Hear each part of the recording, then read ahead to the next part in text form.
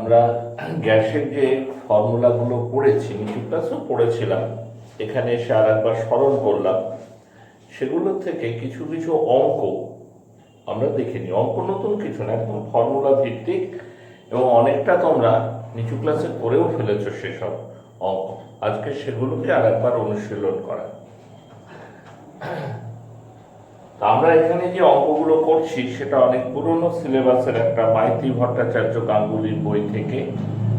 এই অঙ্কটা হচ্ছে 760 মিলিমিটার চাপে একটা মিক্সচার আছে। মিক্সচারে কি আছে? একটা গ্যাস আছে, একটা মার্বেল স্টোন আছে। এদের টোটাল ভলিউমটা হচ্ছে 200 সিসি। এইবার প্রেসার ইজ মেড ডাবলড, চাপটাকে দ্বিগুণ করে দেওয়া হলো। দুটো জিনিস বের করতে বলছে, অন্তিম আয়তন কত হবে and what is the volume of marble stone. What is the volume of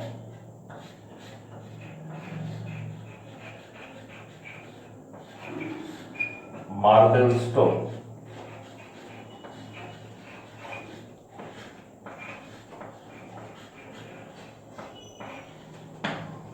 What is the volume of marble stone?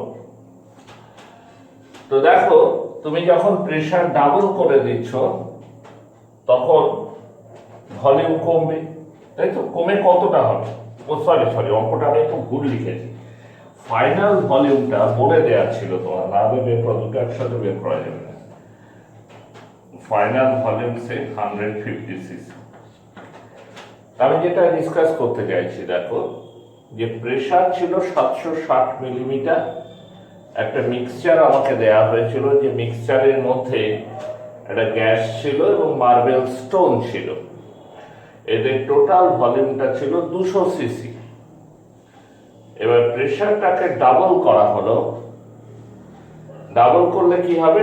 বয়েলের নিয়ম অনুযায়ী ভলিউম কমবে, এবং কমেছে দেখছি আমরা 200 থেকে 150। কিন্তু কার ভলিউম কমবে? ভলিউমটা কমবে কিন্তু গ্যাসের। বুঝতে পেরেছো? মার্বেল স্টোন, তার ভলিউম বিশেষ কিছু কমবে না, বা কমলে সেটা নেগলেক্ট করতে পারি আমরা এখানে। তাহলে ছিল 200, হলো 150। Now what is the volume of marble stone? Marble স্টোনের আয়তন কত সেটা বের করতে হবে। তো আমরা এরকম করে করছি, দেখো, লেট ধরি দি volume of let the volume of marble stone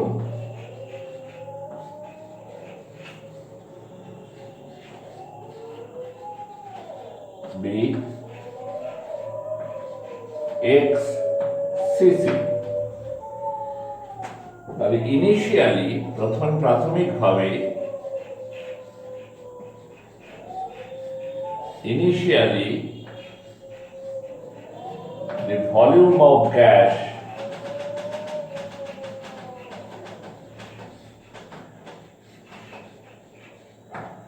equal to 200 minus x cc. ठीक है ना? And finally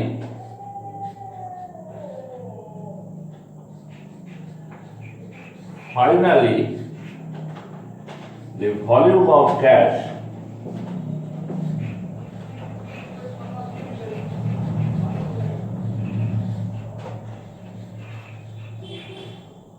equal to 150 minus x cc. ঠিক আছে? এবার ফর্মুলা অ্যাপ্লাই করো। তুমি কি formula? P1 V1 equal to P2 V2।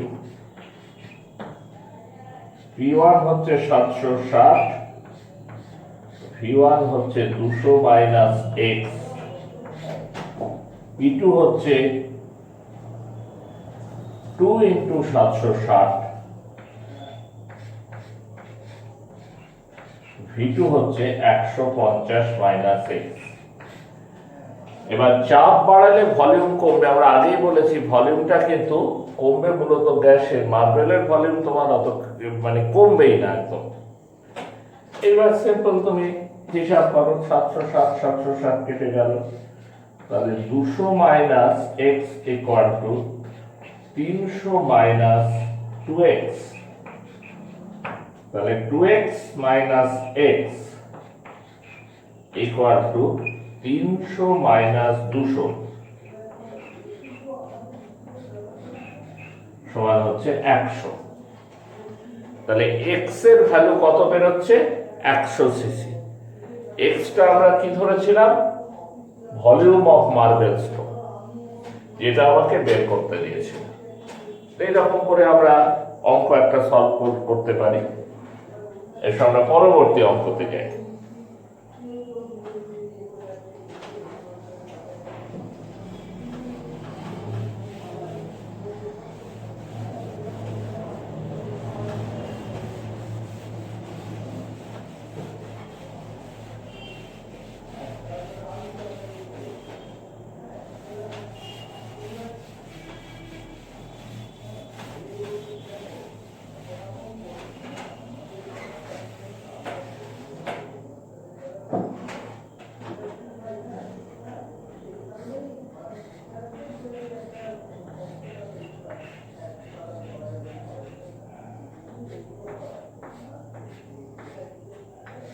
দু নম্বর প্রবলেম। এই প্রবলেম বলছে যে 27 ডিগ্রি সেন্টিগ্রেড টেম্পারেচারে আছে এমন একটা ওপেন ভেসেল, খোলা মুখ পাত্রকে উত্তপ্ত করা হলো। তাহলে টেম্পারেচার T1 মানে হচ্ছে 27 ডিগ্রি সেন্টিগ্রেড সমান 300 কেলভিন। এইরকম টেম্পারেচারে আছে এরকম একটা খোলা মুখ পাত্রকে আমরা উত্তপ্ত করলাম। মুখ খোলা পাত্র হলে কি হবে? তার মধ্যে বাতাস থাকবে। এইবার একে আমরা হিট করছি। হিট করলে কি হবে? ভলিউম বাড়বে, পাত্রের ভলিউমও বাড়বে, বাতাসের ভলিউমও বাড়বে। তবে বাতাসের ভলিউম যতটা বাড়বে পাত্রের ভলিউম কিন্তু ততটা বাড়বে না, খুবই কম বাড়বে। তোমরা যারা ফিজিক্সে পড়েছো, কঠিন তরল এবং গ্যাসের আয়তন প্রসারণ গুণাঙ্ক, তারা জানো যে তাপমাত্রা বাড়ালে আয়তন কঠিনেরও বাড়ে, তরলেরও বাড়ে, গ্যাসেরও বাড়ে, কিন্তু কঠিনের বাড়াটা সব থেকে কম এবং গ্যাসের সব থেকে বেশি। একটা ফর্মুলাও নিশ্চয় পড়েছো, alpha equal to beta by 2 সমান গামা বাই 3। তো এখানে বাতাসের আয়তনটা বাড়ছে, পাত্রের আয়তনও কিছুটা বাড়ছে, কিন্তু সেটাকে আমরা নেগলেক্ট করছি, উপেক্ষা করছি। তো বলছে 27 ডিগ্রি সেন্টিগ্রেড টেম্পারেচারে আছে এরকম একটা খোলা মুখ পাত্রকে উত্তপ্ত করা হলো। করে কি করা হলো না, এর ভিতরে যে বাতাস আছে তার 2/5 অংশ বাতাস বাইরে বেরিয়ে এলো। মানে এমন ভাবে হিট করা হলো, এত টেম্পারেচারে হিট করা হলো 2/5 amount of air, 2/5 amount of air, 2/5 অংশ বাতাস, 2/5 amount of air of the vessel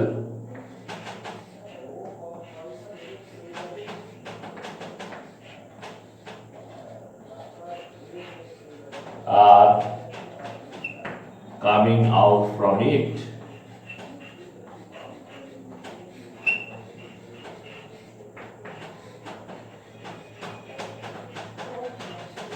পাত্রের ভিতরের মধ্যে যে বাতাস আছে তার 2/5 অংশ বাতাস বাইরে বেরিয়ে কত উষ্ণতায় পাত্রটিকে উত্তপ্ত করা হয়েছিল, T2 ভ্যালু বের করতে হবে। 27 ডিগ্রি সেন্টিগ্রেড টেম্পারেচারে আছে এমন পাত্রকে হিট করলাম, কত টেম্পারেচারে হিট করলাম সেই ভ্যালুটাই আমায় বার করতে হবে। এমন ভাবে হিট করা হলো যাতে পাত্রের মধ্যে যে বাতাস আছে তার 2/5 অংশ বাতাস বাইরে বেরিয়ে আসে। 2/5 amount of air are coming out from the vessel. এখন দেখো 2/5 অংশ বাতাস বাইরে বেরিয়ে এলো, তার মানে পাত্রের মধ্যে পড়ে থাকলো কতটা বাতাস? 3/5 বাতাস, তাই না? 3/5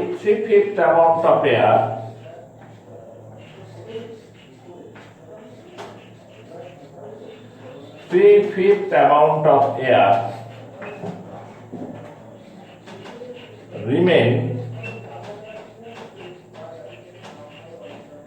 inside the vessel.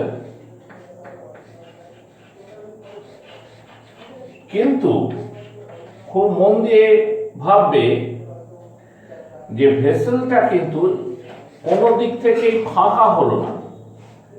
2/5 বাতাস যে বেরিয়ে গেল, 3/5 যে পড়ে থাকলো, তার ফলে কিন্তু ভেসেলটা কোনো দিক দিয়েই ফাঁকা হলো না, ভর্তি থাকলো। তাহলে আমরা সেখান থেকে এটা ভাবতে পারি না যে 3/5 বাতাস, যেটা কিনা তলায় হয়তো ছিল, তার উপরই প্রথম তাপটা পড়লো এবং তার ভলিউমটা এতটা বেড়ে গেল যে সে ধাক্কা মেরে তার উপরে যে 2/5 বাতাস ছিল সেটাকে বাইরে বের করে দিল, করে সেই জায়গাটা দখল করে থাকলো। এখানে একটা লাইন লিখি, but the vessel is always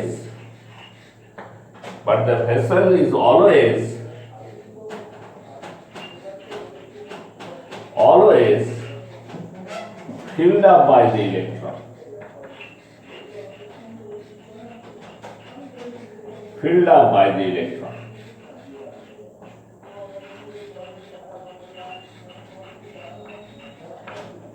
কিন্তু ভেসেলটা সবসময় বাতাস দিয়ে পরিপূর্ণ হয়ে রয়েছে।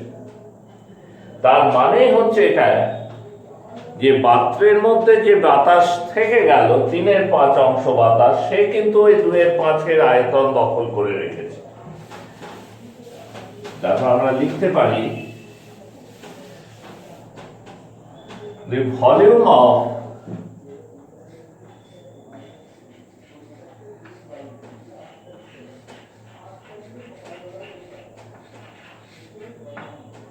three-fifth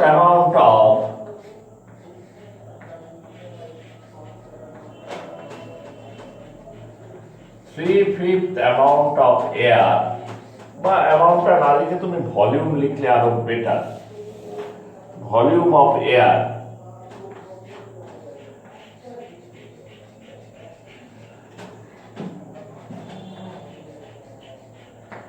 is increased by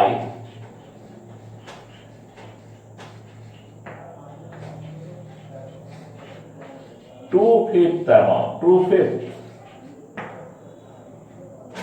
3/5 বাতাসের আয়তন বৃদ্ধি পেলে 2/5, তাই না? তবেই তো সে উপরের 2/5কে ঠেলে বাইরে বের করে দিল। কিন্তু যে বাতাসটাকে ঠেলে বাইরে বের করে দেওয়া হলো, তারও তো ভলিউম বাড়লো, সেটারও ভলিউম বাড়লো। কতটা বাড়লো সেটা কিন্তু আমরা হিসাবে আনতে পারলাম না, কারণ সেটা বাইরে বেরিয়ে গেছে। এটা হিসাবে করতে পারলাম কারণ এটা ভেসেলের মধ্যেই থেকে গেছে। আমাকে অঙ্ক কষে বের করতে হবে এই 2/5 আয়তন আবার কতটা বাড়লো। Therefore, the volume of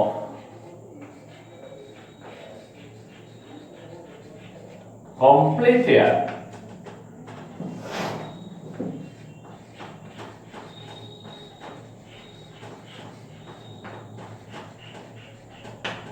or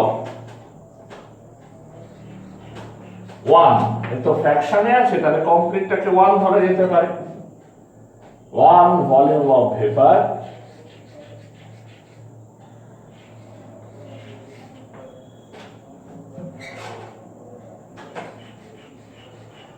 is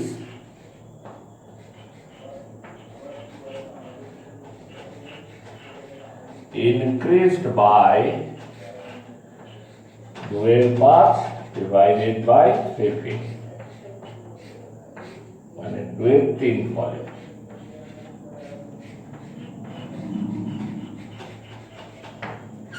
তাহলে পুরোপুরি বাতাসের আয়তন বাড়লো কতটা? 2/3 volume. if the initial volume of air be x cc, if the initial volume of air be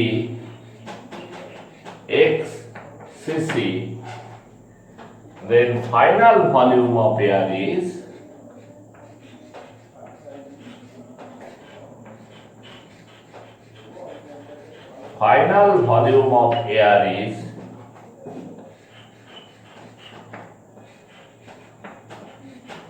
x plus 2/3x এত সিসি। তাহলে ইনিশিয়ালি যদি x সিসি এয়ার থাকে, if it is v1, then finally x plus 2/3x হচ্ছে v2। Initial temperature দেয়া আছে 300, তাহলে final temperature কত হবে?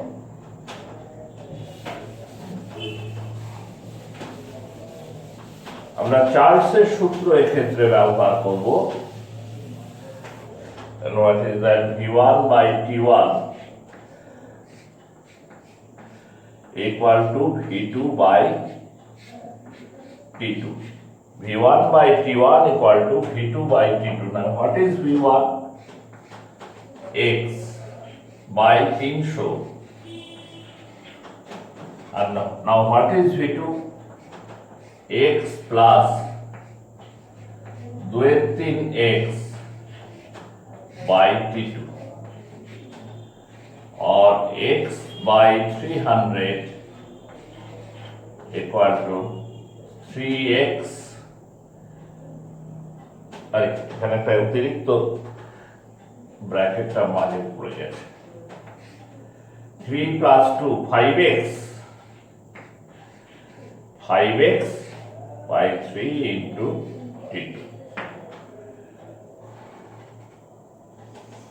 তাহলে কত হচ্ছে দেখো, x x কেটে যাচ্ছে, 3 100, তাহলে t2 equal to 500 কেলভিন। কারণ যদি ডিগ্রি সেন্টিগ্রেডে নিয়ে আসার ইচ্ছা থাকে তাহলে সে 273 বাদ দিয়ে দেবে, দিলে পরে রেজাল্টে পৌঁছে যাবে। বোঝা যাচ্ছে কথাটা?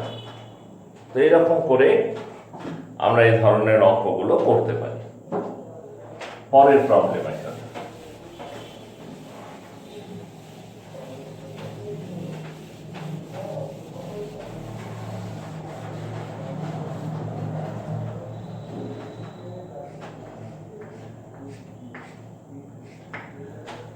এখানে বলছে একটি ফ্লাস্ক 1.6 atm চাপ সহ্য করতে পারে। A flask can accommodate 1.6 atmosphere pressure। ওই ফ্লাস্কে 10 ডিগ্রি সেন্টিগ্রেড উষ্ণতায় এবং 764 মিলিমিটার চাপে একটি গ্যাস ভর্তি করা হলো, কোন উষ্ণতায় ফ্লাস্কটি ফেটে যাবে? 10 ডিগ্রি সেন্টিগ্রেড উষ্ণতা T1, 10 ডিগ্রি সেন্টিগ্রেড মানে 283 কেলভিন, ঠিক আছে?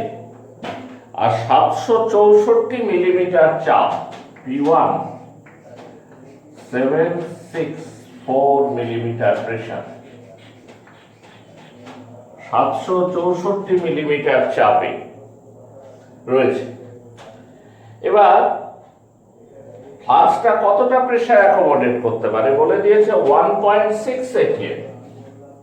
তো 1.6 atm এটাকে যদি আমরা মিলিমিটারে নিয়ে যাই তাহলে 1.6 ইন্টু 760 মিলিমিটারের হিসাবে এটা দাঁড়ায়, ঠিক কিনা? 1.6 ইন্টু 760, তাহলে ফ্লাস্কটা এই পরিমাণ চাপই সহ্য করতে পারে। কোনো কারণে ফ্লাস্কের ভিতর যদি চাপ এর চাইতে বেশি হয়ে যায় তাহলে কি হবে? ফ্লাস্কটা ফেটে যাবে। ফ্লাস্কটা সেক্ষেত্রে কি হয়ে যাবে? ফেটে যাবে। এখন এর চেয়ে বেশি হলেই ফেটে যাবে। তো কেউ যদি আমাকে প্রশ্ন করে স্যার কত চাপে ফ্লাক্সটা ফাটবে, সে প্রশ্নের উত্তর কিন্তু আমি দিতে পারবো না। আমি কেন, কেউই দিতে পারবে না। কারণ 1.6 ATM চাপ সহ্য করতে পারে। চাপ যদি তার চেয়ে বেশি হয় তাহলেই তো ফ্লাক্সটা ফেটে যাবে। তার মানে 1.6 এর জাস্ট বেশি হলেই ফেটে যাবে। কিন্তু 1.6 এর পরের সংখ্যাটা কি এটা আমার জানা নাই, কারণই জানা নাই। যে কোনো দুটো সংখ্যার মধ্যে অসীম সংখ্যক সংখ্যা আছে, তাই আমরা বলতে পারি যে 1.6 ATM চাপের বেশি হলেই ফ্লাক্সটা ফেটে যাবে। কিন্তু কেউ যদি প্রশ্ন করে যে কোন উষ্ণতাতে গিয়ে ফ্লাক্সটা ফেটে যাবে, সেইটা বলবার ক্ষমতা কিন্তু আমার নাই। সেই জন্য এই অঙ্কগুলো আমরা কি করি জানো, আমরা সেই টেম্পারেচারটা বের করি যে টেম্পারেচারে ফ্লাস্কের ওপর চাপ 1.6 ATM হবে, এবং বলে দিয়ে চাইতে বেশি উষ্ণতা হলেই ফ্লাক্সটি ফেটে যাবে। তাহলে আমার এই অঙ্ক করার মুখ্য উদ্দেশ্য হচ্ছে যে 10 ডিগ্রি সেন্টিগ্রেড উষ্ণতায় 764 মিলিমিটার চাপে ফ্লাক্সের মধ্যে বাতাস বা গ্যাস কিছু ছিল। কোন টেম্পারেচারে এলে পরে ফ্লাক্সের মধ্যে চাপটা এখানে দাঁড়াবে, ঠিক তার পরের টেম্পারেচারে ফ্লাক্সটা ফেটে যাবে। তাহলে এই অঙ্কটা করার জন্য আমরা P1/T1 equal to P2/T2 এই ফর্মুলাটা ব্যবহার করব। Now what is P1? P1 হচ্ছে 764 মিলিমিটার, T1 হচ্ছে 283 কেলভিন, P2 হচ্ছে 1.6 ইন্টু 760 মিলিমিটার, আর T2 আমাকে বার করতে হবে। হ্যাঁ, এই হিসাব করে তোমরা যেটা আসবে দেখবে T2 মানে হবে তোমার 1.6 into 760 into 283 by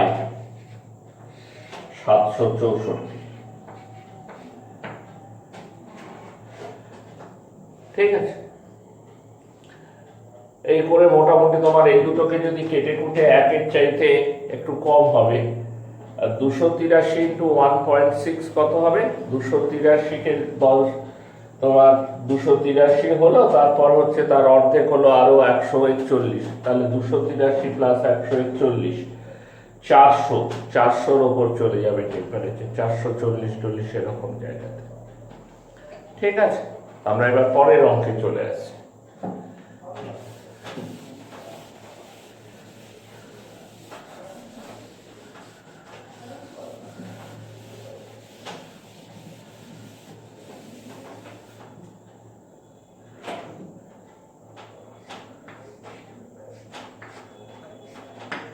problem 4, 4 number problem. এখানে বলছি 27 ডিগ্রি সেন্টিগ্রেড উষ্ণতায় এবং 750 মিলিমিটার চাপে, আরেকটা অঙ্ক বলছি 27 ডিগ্রি সেন্টিগ্রেড উষ্ণতায়, T1 মানে হচ্ছে 27 ডিগ্রি সেন্টিগ্রেড উষ্ণতায় এবং 750 মিলিমিটার চাপে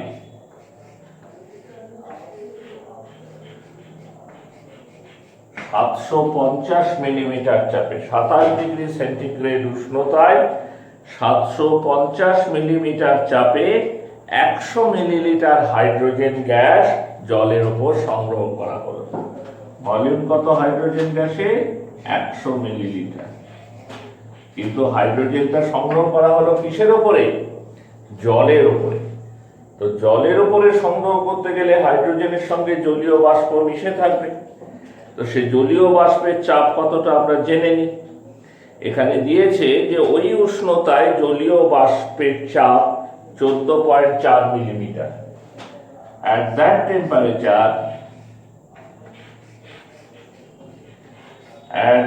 temperature the pressure of water vapor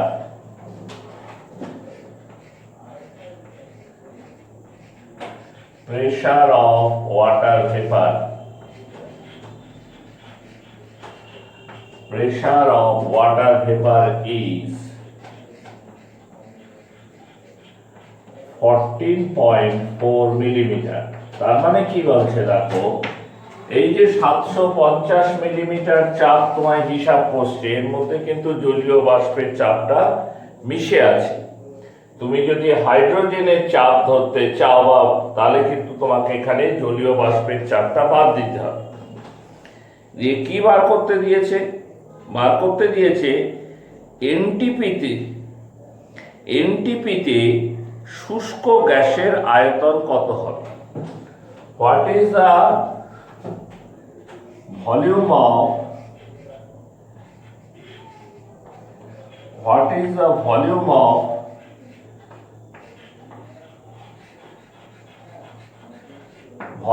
of dry hydrogen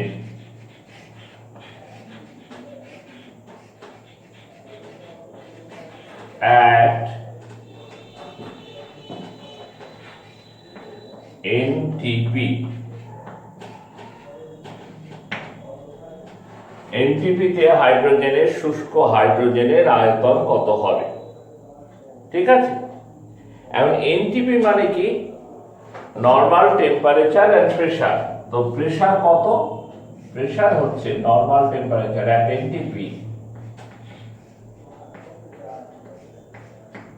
NTP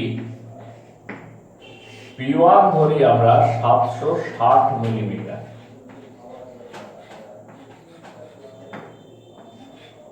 V1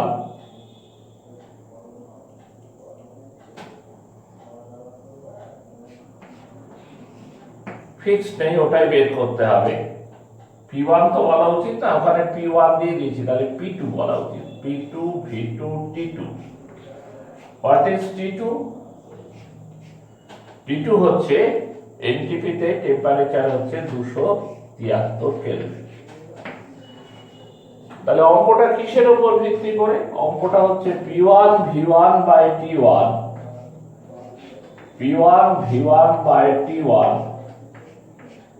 equal to P2 V2 by T2। একদম এই ফর্মুলার উপর বেস করে P1 V1 বাই T1 সমান P2 V2 by T2। P1 কত? P1 কিন্তু 750 নয়, 750 মাইনাস 14.4, এই হচ্ছে P1। V1 হচ্ছে 100, T1 হচ্ছে 300,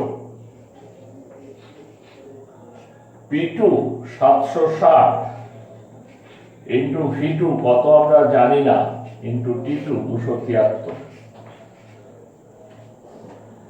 এইখান থেকে তোমাকে V2 ভ্যালুটা বের করতে হবে, এবং V2 ভ্যালুটা বের করে ওরা যেটা উত্তর করেছে তোমার V2 হচ্ছে 88.08 মিলিলিটার।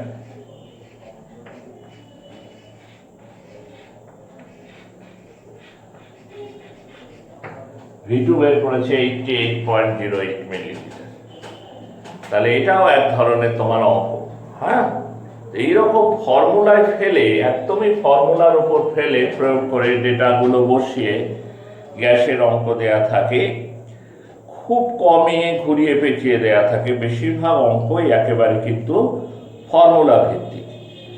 এর পরের ক্লাসেও আমরা বেশ কিছু অঙ্ক প্র্যাকটিস করব, তবে সেই অঙ্কগুলো হচ্ছে আদর্শ গ্যাস সমীকরণ সূত্রের অঙ্ক।